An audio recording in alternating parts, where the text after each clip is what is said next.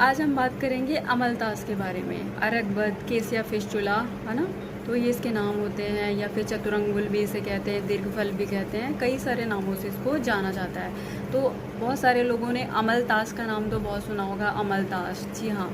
तो अमलतास के जो गुण होते हैं उसकी बात कर लेते हैं। तो गुण में ये क्या होता है, जो इसका वीर्य होता है वो शीत होता है, विपाक इसका मधुर होता है। विपाक मैंने पहले भी बताया था कि किसी भी चीज़ को पचने के बाद जो बनता है उसको विपाक कहते हैं, ठीक है।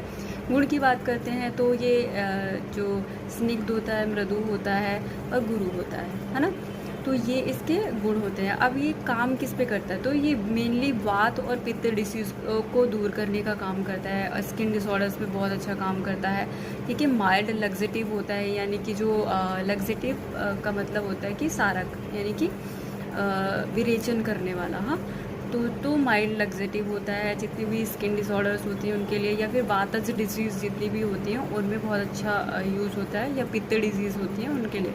और वेदना स्थापन यानी कि पेन किलर बहुत अच्छा होता है। तो वातज डिजीज़ में बहुत अच्छा रोल प्ले करता है ये। तो जिन लोगों को भी वात से रिलेटेड डिजीज़ रहती है, यू कैन यूज़ इट। और या फिर स्किन डिसऑर्डर्स बहुत ज़्यादा है, या जैसे बहुत ज़्यादा खाज खुजली इस तरह की प्रॉब्लम चलती रहती है, तो अरगवद के पत्तों को लीजिए, उसको पीस लीजिए, उसका पेस्ट बना के यू कैन यूज़।